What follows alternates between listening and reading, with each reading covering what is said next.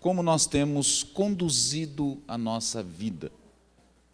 Porque muitas vezes nós achamos que estamos indo por um caminho e muitas vezes pegamos o caminho errado. Quantos já pegaram a estrada errada aqui? Peguei algumas vezes nas estradas erradas aí, e eu andei um tantão, depois que eu vi que estava errado, para voltar, aí você fica com raiva de você mesmo, né? Porque dá um trabalho lascado, além de gasto, além de tempo, enfim. Só que ainda existe a possibilidade de nós retornarmos e corrigirmos. Só que depois que nós fecharmos os nossos olhos, que o Senhor nos chamar, não vai ter mais como nós voltarmos e corrigirmos. Então o tempo de corrigir é agora. O tempo que se chama hoje é o tempo de nós corrigirmos a nossa rota, para que nós possamos ter a certeza para onde nós estamos indo, para onde nós estamos caminhando e qual será o nosso destino pós-morte. Porque muitas vezes nós não levamos muito em conta isso, né? Nós vivemos intensamente como se nós fôssemos ser eternos aqui. Amontoamos, acumulamos e estamos muito preocupados com este mundo. E muitas vezes nós nos lembramos que a eternidade, ela vem depois, né? Que aqui 80, 90, 100 anos, como eu estava conversando com o irmão ali atrás, o pai com 98 anos, né? E ainda procurando fazer uma capinagem no fundo de casa, e aí com 98 anos, né? Mas são sortudos que nós vemos. Agora, e nós? Quanto tempo nós vamos estar por aqui? E a nossa eternidade? Para onde nós vamos? Será que vai ser fresquinha ou vai ser muito quente? Amarrado em nome de Jesus. Por gentileza, Romanos 8, verso 13.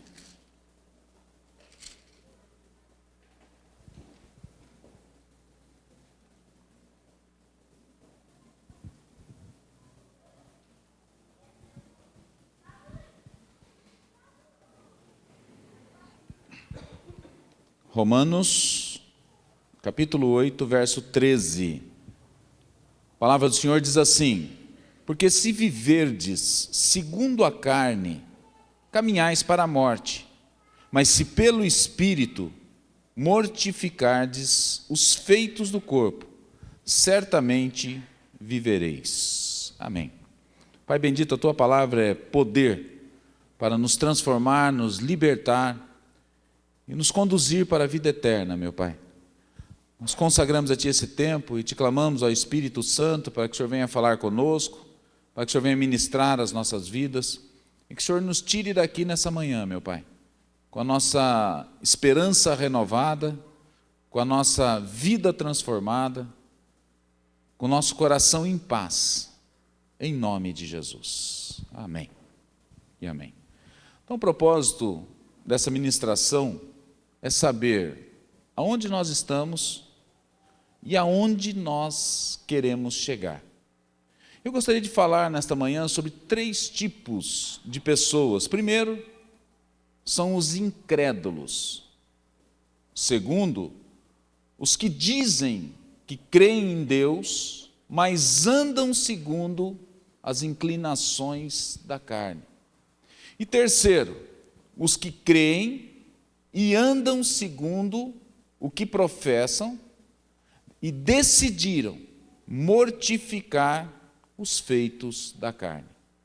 O primeiro grupo são os incrédulos, são os dito ateus, que são declaradamente incrédulos. Eles não acreditam em Deus, eles não creem que existe um Deus todo-poderoso que domina sobre todas as coisas.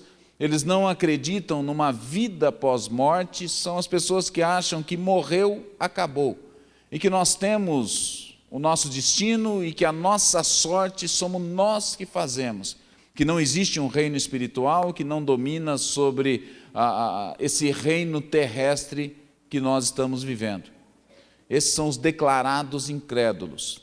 Existe um segundo grupo, que são aqueles que dizem que creem em Deus, mas, como nós vemos nesse texto, eles vivem para satisfazer os desejos da sua carne.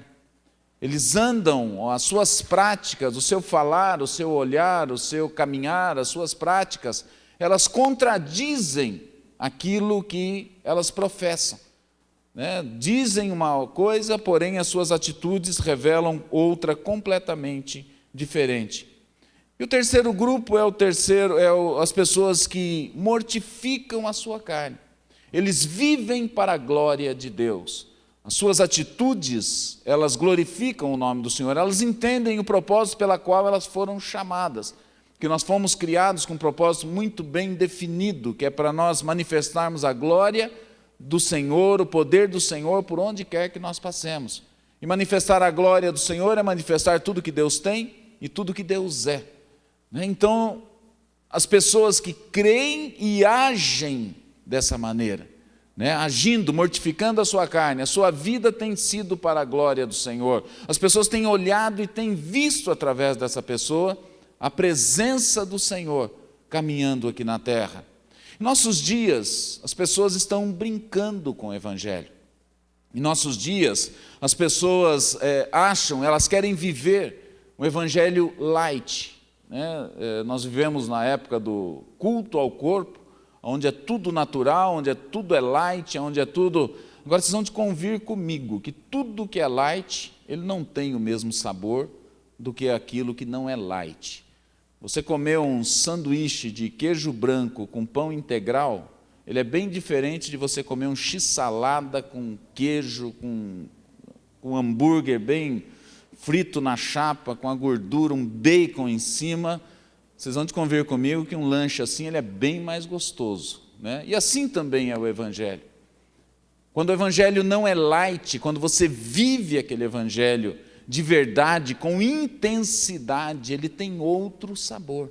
Mas as pessoas dos nossos dias têm vivido o Evangelho light, um Evangelho que se adequa dentro das suas vontades, porque afinal de contas nós temos que agradar as pessoas do mundo.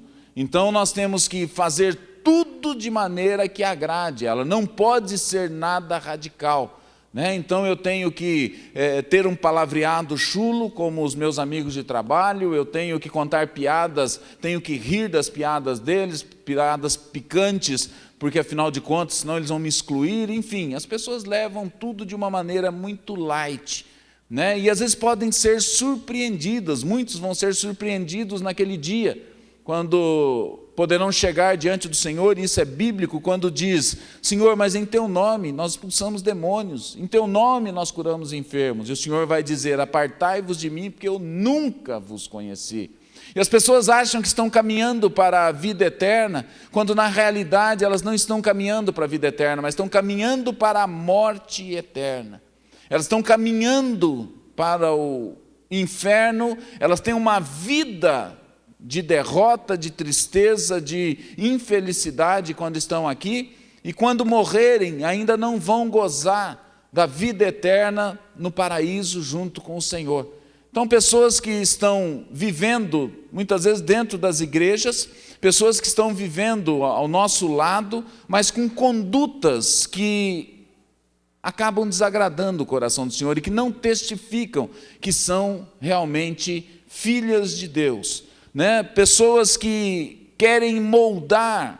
Hoje o Evangelho, como eu tenho dito nesses dias, ele tem que ser um Evangelho segundo o mundo, um Evangelho que se molda segundo o mundo, não um Evangelho que transforma a vida das pessoas, não um Evangelho que muda a natureza das pessoas, mas as pessoas hoje estão buscando as igrejas para que elas possam ter um crescimento na sua vida financeira, na sua vida material. Elas buscam a Deus porque elas querem carro, elas querem dinheiro, elas querem melhores empregos, elas querem cura, elas querem... Então, é um evangelho muito raso, é um evangelho muito limitado, é um evangelho que vai muito aquém daquilo que o Senhor Jesus veio propor, que é uma vida transformada, que é uma vida liberta. As pessoas hoje querem um evangelho terreno, não o evangelho do alto. As pessoas hoje limitam o Evangelho nesse prazo de vida que nós vamos viver aqui. Querem viver intensamente essa vida, sem se lembrar que vai existir uma vida eterna depois. E Paulo diz em 1 Coríntios 15, 19 o seguinte: se a nossa esperança em Cristo se limita apenas a esta vida, somos os mais infelizes de todos os homens. Nós somos os mais infelizes de todos os homens se nós limitarmos o Evangelho somente para essa vida, sem imaginar que o Senhor propõe para nós uma mudança de vida já aqui, nós vivemos o reino já aqui, nos nossos dias, e depois para que nós possamos então gozar a vida eterna. Então as pessoas hoje procuram as igrejas, e muitas vezes nós mesmos viemos para as igrejas para isso, e é o que o Evangelho tem proposto nesses dias. Venha para cá, que você vai ter muitas empresas, venha para cá porque os seus carros, você vai ter carro importado, venha para cá que você vai ter muitas casas, venha para cá que você vai ter isso, vai ter aquilo e vai ter aquele outro. E esse Evangelho tem enchido igrejas, multidões e multidões têm ido buscar esse tipo de Evangelho. Um Evangelho raso, um Evangelho superficial, um Evangelho que não leva para a vida eterna. Eu acredito que o Senhor Ele é comprometido também com essa vida de prosperidade. Não uma vida miserável, mas uma vida de prosperidade, porque a palavra diz que o ouro e a prata pertencem ao Senhor. Nós sabemos que a palavra do Senhor diz que nós teremos para dar, mas nós não tomaremos emprestado. A palavra do Senhor também diz: eu fui jovem, hoje sou velho, mas eu nunca vi o justo desamparado e nem a sua descendência mendigar o pão. Então nós entendemos que o Senhor Ele também tem comprometimento com a saúde, porque lá na cruz do Calvário Ele levou sobre si todas as nossas dores e as nossas enfermidades. Ele tem um comprometimento com a prosperidade e com todas as outras coisas materiais. E no Salmo 103 diz o salmista dizendo: bendize, ó minha alma, ao Senhor, e não te esqueça de nenhum dos seus benefícios. Ele é quem perdoa todas as tuas iniquidades e quem sara todas as suas enfermidades. Então, o salmista aqui glorificando ao Senhor pelos benefícios recebidos da parte do Senhor, pela bênção da saúde, pela bênção do perdão, enfim, o salmista aqui glorificando ao Senhor pelos benefícios recebidos. O Evangelho é a palavra que perdoa os nossos pecados, que muda a nossa natureza, que era escravizada do pecado. Você já pensou que hoje, aqueles que tiveram essa experiência com o Senhor, o pecado não mais tem domínio sobre você? Você já pensou que você tem a opção e você tem o Espírito Santo dentro de você, que te capacita a escolher, permitir o pecado te dominar ou não? A palavra do Senhor é muito clara quando ela diz: o pecado não terá mais domínio sobre vós. Por quê? Porque o Senhor, através do Evangelho, Ele perdoou todos os seus pecados e Ele arrancou de você a sua natureza que te escravizava. E Ele também nos abençoa materialmente. Se você viver só para o que é terreno, você vai morrer espiritualmente. Se nós nos dedicarmos somente para as coisas terrenas, nós vamos morrer espiritualmente. Mas se nós vivermos para aquilo que é espiritual, nós vamos viver espiritualmente. Porque hoje nós vemos, muitas vezes, uma igreja morta espiritual. Nós vemos uma igreja que não consegue abrir os olhos espirituais, nós vemos uma igreja derrotada, nós vemos uma igreja que está com seus olhos fixos naquilo que é palpável, uma igreja com medo, uma igreja sem esperança, uma igreja com atitudes que tem envergonhado Deus Todo-Poderoso, aquele que domina sobre todas as coisas. Por quê? Porque nós temos dedicado o nosso tempo, a nossa vida, as nossas energias naquilo que é terreno. E nós temos esquecido da nossa vida espiritual, que é o que nos sustenta e que é o que nos mantém em pé. Quando a palavra do Senhor diz em Mateus 6,33, buscai, pois, em primeiro lugar, o seu reino e a sua justiça, todas as demais coisas vos serão acrescentadas. Buscai em primeiro lugar o reino de Deus e a sua justiça. E as demais coisas, eu tenho que trabalhar, eu tenho que correr, eu tenho que fazer isso, eu tenho que fazer aquilo, eu tenho que produzir, eu tenho que acumular, todas as demais coisas, o Senhor vai acrescentar à sua vida. Então, meus queridos, o Evangelho, ele é muito mais profundo do que tem se pregado nesses dias. A obra que o Espírito Santo, a obra que Jesus realizou na cruz do Calvário e o que Deus propõe para o homem é algo mais profundo, que vai nos garantir uma vida em paz, vitoriosa, uma vida de conquistas, uma vida bem-sucedida quando nós estamos aqui e uma vida eterna depois que nós fecharmos os nossos olhos. Você tem certeza que quando você fechar os seus olhos aqui, você vai abrir no reino celestial? Você tem convicção disso? Que muitas vezes nós acreditamos que o Filho de Deus, que a prosperidade é você ter um grande acúmulo de recurso financeiro, quando na realidade isso é uma consequência do reino de Deus implantado dentro de nós. Se você morre para você e vive para agradar o Pai, através da obediência, todas as coisas Ele vai nos dar, Ele vai acrescentar. Eu queria falar aqui do segundo grupo, que nós falamos sobre aquelas pessoas que dizem que são cristãos, mas andam segundo os desejos da carne. Eu queria convidar você, para você abrir, por favor, sua Bíblia no livro de Apocalipse, no capítulo 3.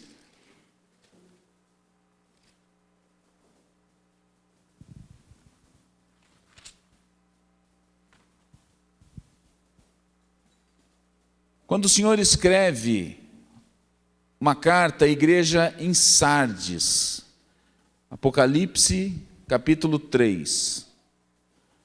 Presta bastante atenção no que diz essa carta.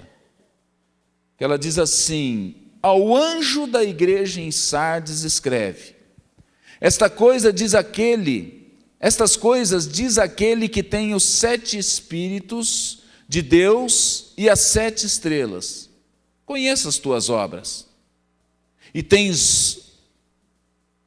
Conheça as tuas obras, que tens nome de que vives e estás morto. Sê vigilante e consolida o resto que estava para morrer, porque não tenho achado íntegras as tuas obras na presença do meu Deus.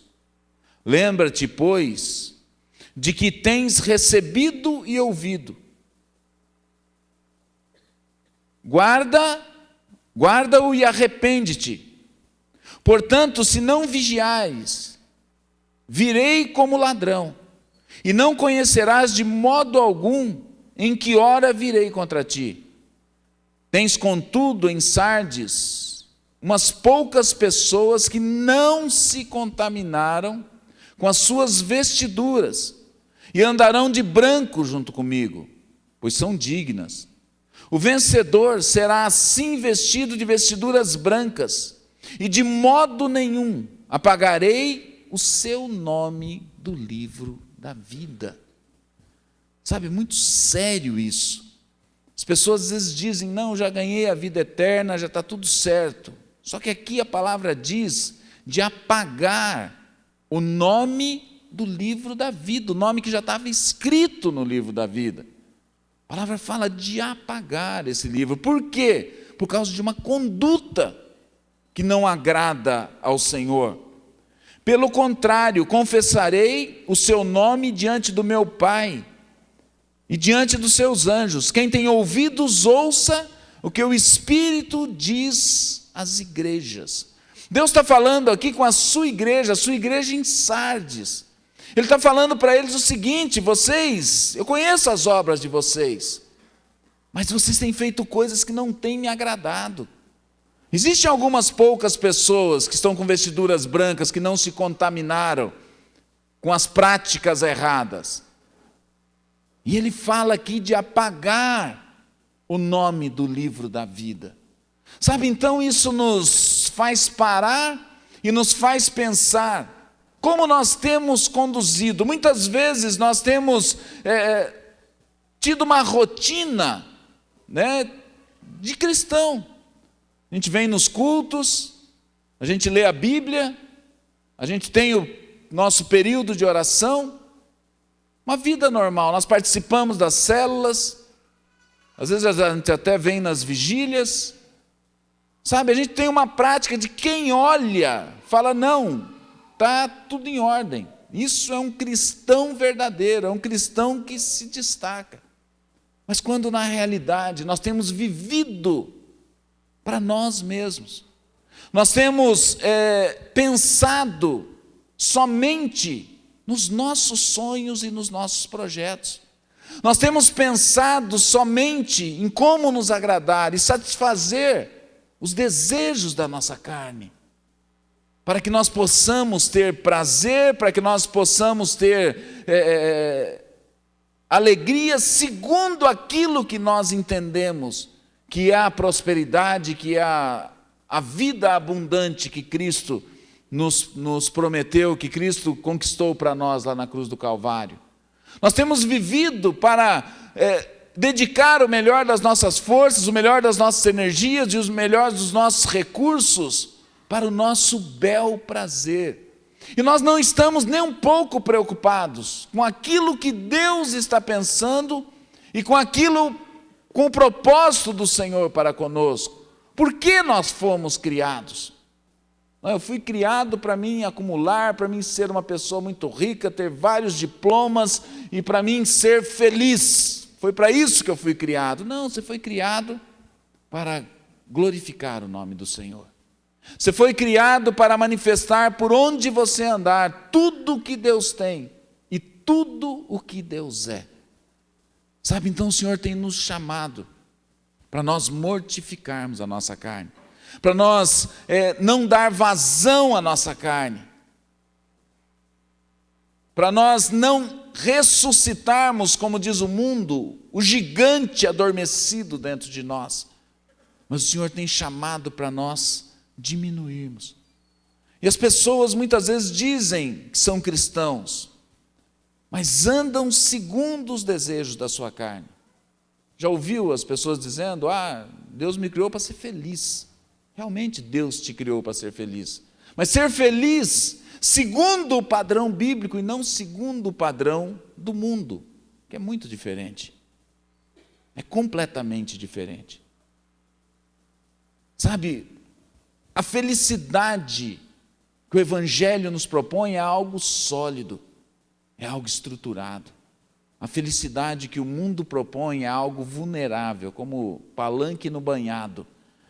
Ele não tem firmeza nenhuma. Nós vemos pessoas que têm dado essa vazão, muitas vezes têm até abandonado as igrejas, têm abandonado o Senhor. E daí mais um pouco nós encontramos essas pessoas completamente arrebentadas, infelizes, frustradas, não realizadas. Em 1 Timóteo 5, 5 e 6 diz assim, aquela porém que é verdadeiramente viúva e não tem amparo, espera em Deus e persevera em súplicas e orações, noite e dia. Entretanto, a que se entrega aos prazeres, mesmo viúva, será morta. Deus fala de pessoas que decidem viver para si, para alcançar os seus sonhos e os seus projetos. E quando nós vivemos para isso, nós não medimos esforços. Nós fazemos negociatas, nós quebramos princípios, nós cedemos a todas as tentações e nós alimentamos bem a nossa carne, para que nós possamos, então, alcançar o nosso objetivo, que é ser feliz, segundo os padrões mundanos. que é ser feliz segundo aquilo que nós entendemos e não aquilo que a Bíblia diz que é para nós fazermos. Agora, existe um terceiro grupo, que é os que creem e andam segundo o padrão de Deus e mortificam a sua carne. Em Marcos 8,34, o Senhor diz: então, convocando as multidões e juntamente seus discípulos, disse-lhes: se alguém quer vir após mim, a si mesmo se negue, tome a sua cruz diariamente e aí então siga-me. Não tem como nós sermos cristãos, ter uma vida transformada de maneira radical, sem que as pessoas saibam. Quando nós pegamos o Senhor Jesus, quando ele pegou a cruz, junto com aqueles 2 homens que foram crucificados juntamente com ele, eles foram caminhando pela cidade, e todos que estavam ali, olhavam, e viam que eles estavam carregando a cruz, que a vida deles já era, que tinha findado os dias deles, que eles não tinham mais nenhuma esperança para a vida deles, que estava acabado. Sabe, todos viam, e assim tem que ser conosco também. Sabe, nós temos que ter uma vida no nosso dia a dia, não somente aqui dentro da igreja, mas lá fora principalmente, uma vida que todos possam olhar para nós e ver que nós não vivemos mais para nós mesmos, mas que agora nós vivemos para a glória do Senhor, que as nossas atitudes é de obediência aos princípios da palavra, que as nossas atitudes é de submissão ao que a palavra nos orienta, que nós agimos como maridos segundo o que a Bíblia diz que é para nós agirmos, que as mulheres agem como esposas segundo o que a Bíblia diz que é para elas agirem, que é uma loucura para o mundo hoje, com o feminismo à flor da pele, que tem que engolir os homens de toda maneira. Sabe, eu não estou falando aqui, não estou dizendo que as mulheres não têm a capacidade, elas têm a capacidade, mas a palavra diz que o cabeça é o homem, a mulher está submissa, ela está embaixo da mesma missão do homem. É princípio bíblico isso. Mas o mundo diz diferente, o mundo diz que é para os seus filhos honrarem a vida dos seus pais, quando o mundo prega hoje que não precisa dar satisfações. Você entra, você sai a hora que você quiser, você passa a noite fora, você dorme com quem você quiser, você faz, quando isso contradiz tudo o que a Bíblia diz. Sabe, então a palavra do Senhor diz: se alguém quiser vir após mim, negue-se a si mesmo, diariamente, tome a sua cruz, então siga-me, para que o nome do Senhor seja glorificado. Isso é uma vida cristã genuína. Sabe, é crucificar o eu, é não dar vazão para a sua carne, é não permitir que a sua carne fale mais alto, é não permitir que o pecado te domine. Sabe, os teus olhos, os teus ouvidos, a tua boca, aquilo que sai da sua boca, convém, se Cristo vive em você, Cristo agiria dessa maneira. A palavra do Senhor diz lá em João 14,6, eu sou o caminho, a verdade e a vida. Ninguém vem ao Pai, senão por mim. Eu sou o caminho, a verdade e a vida. Para você chegar ao Pai, você tem que passar por Jesus. Onde? Na cruz do Calvário. Para você chegar até o Pai, você precisa passar pela cruz do Calvário. Não fala para você passar numa cama king box, num resort, piscinas térmicas, uma banheira de hidromassagem, mas o Senhor Jesus disse: se você quiser vir ao Pai, eu sou o caminho. Você vai ter que passar por onde eu passei.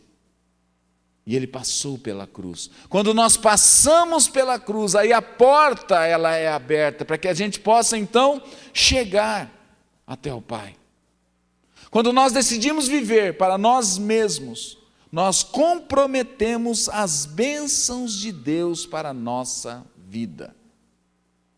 Quando já tiveram a experiência de fazer e nada dá certo em algumas áreas da vida? temos tantas vezes essas experiências, né? Fazemos segundo aquilo que nós entendemos, agimos segundo aquilo que nós queremos, aquilo que nós achamos que é certo, e vamos ver, dá errado. E a gente vai e tenta de novo e dá errado, a gente vai e tenta de novo e dá errado. Até que um dia nós nos rendemos aos princípios estabelecidos pelo Senhor.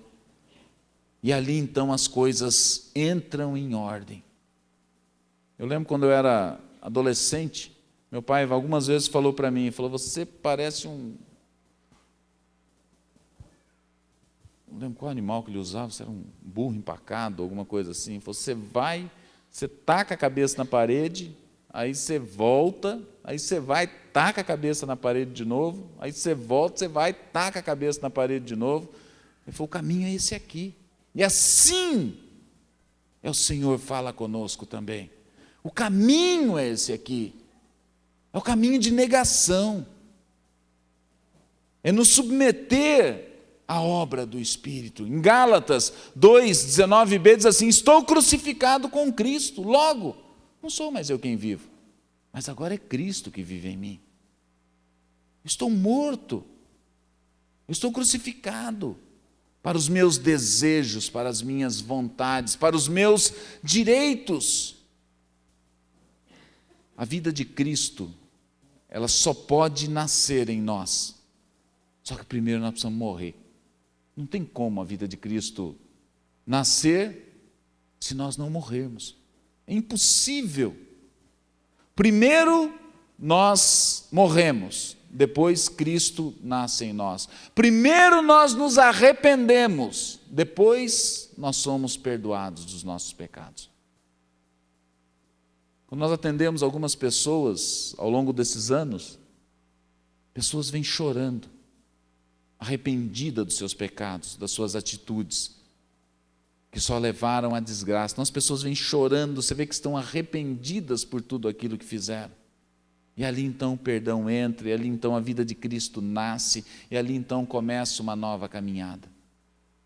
Mas tantas outras pessoas, os pastores sabem do que eu estou falando, elas vêm, você vê que elas não estão constrangidas pelos seus pecados. Aliás, muito pelo contrário, uma coisa que nos surpreende bastante é quando pessoas falam da sua vida passada, não muitas vezes com tristeza, com vergonha ou com arrependimento daquilo que falaram, mas falam da sua vida passada, sabe, com orgulho, como se fosse um troféu para elas.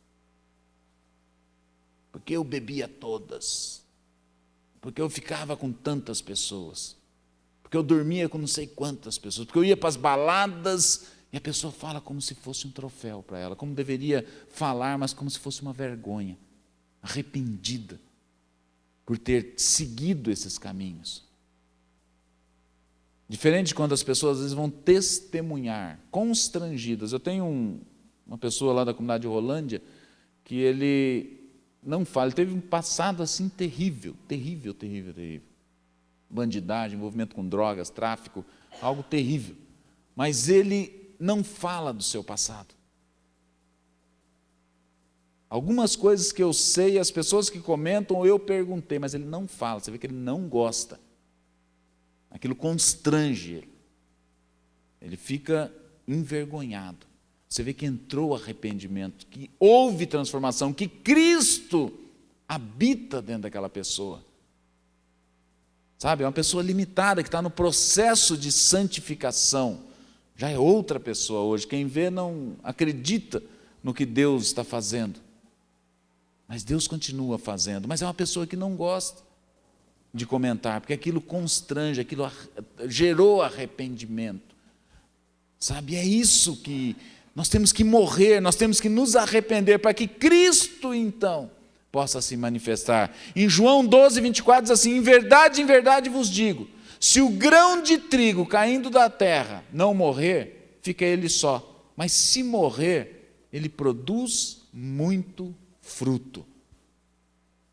Sabe, se morrer, ele produz fruto. Se você ficar com um grão de trigo guardado, ele vai ficar só ele.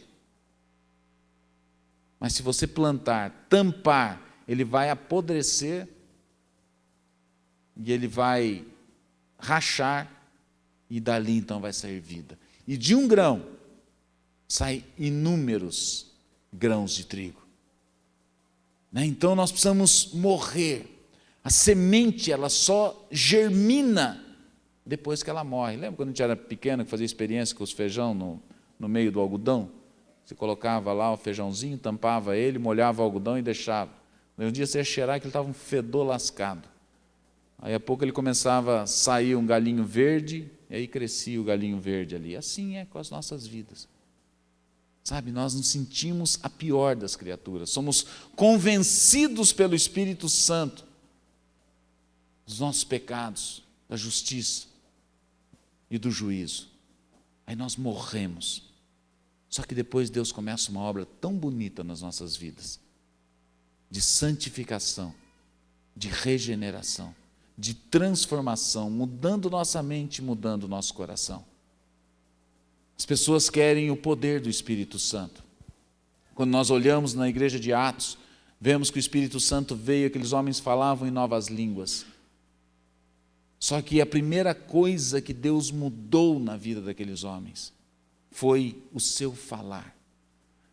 Diz que todos ouviam falar das grandezas de Deus, segundo a sua língua, porque tinha muita gente ali de muitas nações.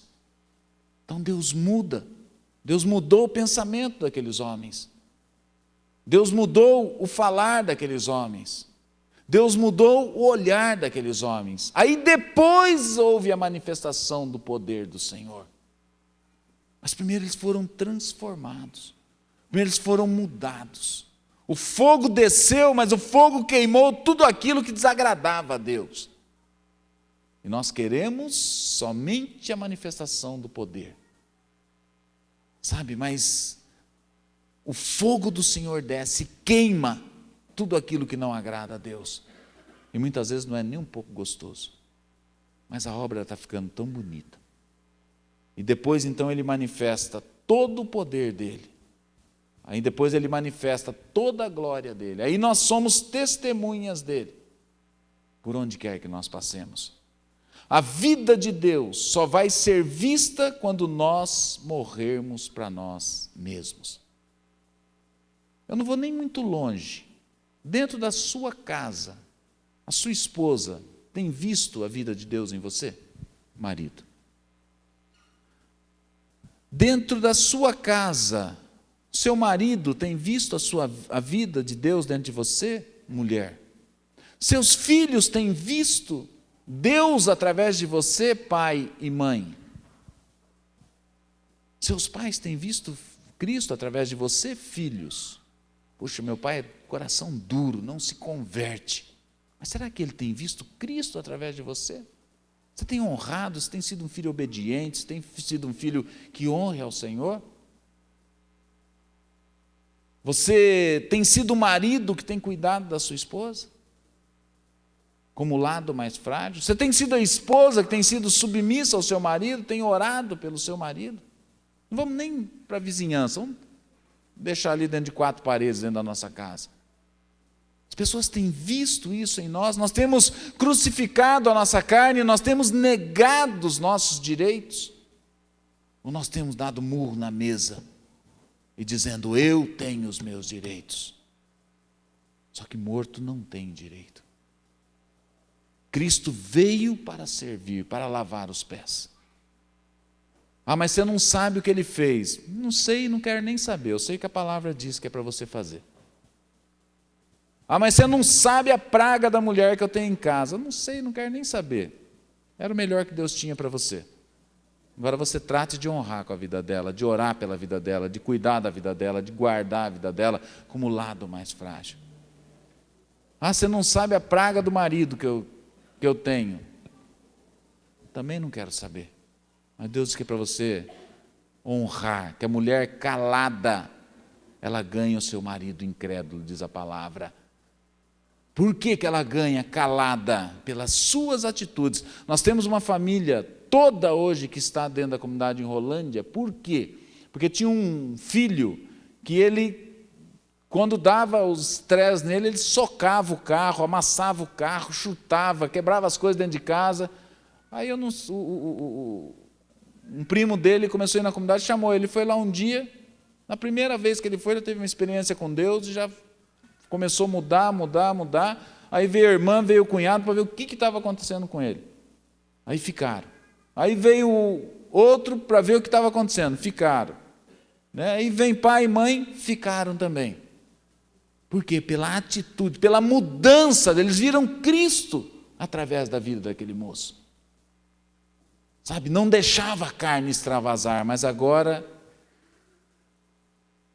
ele crucificava a carne e deixava Cristo falar. E toda a casa veio. O pai e a mãe bebiam, pararam de beber. Por causa de Cristo que se manifestou através daquele moço. Então nós, sabe, queremos ter uma vida cristã no mundo da lua. Cabeça no céu, mas os pés no chão. Sabendo que nós temos que manifestar Cristo enquanto nós estamos aqui. Através do nosso falar, através do nosso olhar, através do nosso pensar, através das nossas atitudes. Crucificando a nossa carne, para que Cristo possa se manifestar em nós. 2 Coríntios 4,10, levando sempre no corpo o morrer de Jesus, para que também sua vida se manifeste em nosso corpo, levando sempre no corpo o morrer de Jesus, para que também a sua vida se manifeste em nosso corpo. Sabe, é morrer, é crucificar. Gideão, quando foi para a batalha, ele estava com vasos de barro, com tochas dentro. O Senhor falou: a hora que eu mandar, vocês quebrem isso.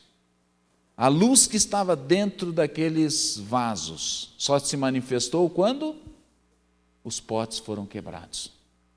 Aí a luz brilhou. E muitas vezes nós estamos inteiros ainda. Nós precisamos quebrar o vaso para que a luz de Cristo possa se manifestar. Nós precisamos anular as nossas vontades. Nós precisamos sufocar a nossa carne, para que Cristo então possa se manifestar. Sem arrependimento não tem vida. Apocalipse 3 diz: arrepende-te, arrepende-te. O arrependimento começa a humilhação do coração, começa na humilhação do coração. Eu coloquei aqui, ela termina na reforma da vida, mas eu acredito que não é reforma da vida, mas ela termina numa vida transformada, uma vida nova. Começa com a humilhação: Senhor, eu sou um miserável. E não intimando Deus como tem se ensinado nos nossos dias, porque eu determino que isso seja uma realidade. Eu determino: Senhor, eu sou um miserável, pecador. Eu me submeto à sua palavra, eu me submeto à sua vontade. Sabe, quando nós nos submetemos à vontade de Cristo, através da sua palavra, todas as coisas, elas entram em ordem. Quando o profeta Ezequiel chegou diante daquele vale de ossos secos, e ele profetizou a palavra, diz o texto que osso foi juntando ao seu osso. E diz que se tornou, e carne nasceu, e pele nasceu, e tendões nasceram, e se tornou um exército. E depois então veio o Espírito Santo. Só que uma coisa que eu estava pensando, diz que era um vale cheio de ossos sequíssimos. Só que quando a palavra foi lançada, osso veio juntando ao seu osso. Não ficou perna no lugar do braço, não ficou braço no lugar de perna, não ficou o crânio no lugar da bacia, não ficou a coluna no lugar do pé, não. Osso foi juntando ao seu osso, pelo poder da palavra. As coisas foram entrando em ordem. O osso do braço chegou no osso do braço, o antebraço no braço, os dedos todos foram juntando pelo poder da palavra. Assim é com a nossa vida também. Quando nós colocamos em prática a palavra de Deus, não só ficamos repetindo como papagaios muitas vezes, mas nós colocamos em prática a palavra de Deus através das nossas atitudes. As nossas vidas vão entrando em ordem. A paz vai chegando dentro da nossa casa. A nossa vida vai se organizando, os filhos vão se submetendo, sabe, as coisas vão tudo se ordenando, não tem como nós queremos outra atitude se nós tivermos as mesmas semeaduras. Não tem como a gente ter outra colheita se nós mantivermos a mesma semeadura. Mas a partir do momento que você começa a praticar os princípios da palavra do Senhor, as coisas vão entrando em ordem. Só que para você cumprir com os princípios da palavra do Senhor, você precisa crucificar a sua carne, porque a nossa carne não vai deixar. A nossa carne não vai deixar. A nossa carne, ela se inclina para a prostituição, ela se inclina para o roubo, ela se inclina para a mentira, ela se inclina para todas essas coisas, para a feitiçaria, para a rebelião. Nossa carne se inclina para isso, mas agora nós temos o Espírito Santo que nos santifica, que nos faz crucificar a carne, que faz morrer a carne, para que Cristo então se manifeste, e as coisas entram em ordem. A terra era sem forma e vazia. Por que ela ficou em ordem? Porque Deus lançou a sua palavra. Aí as coisas foram entrando em ordem. Como é que está a sua vida? Como é que está?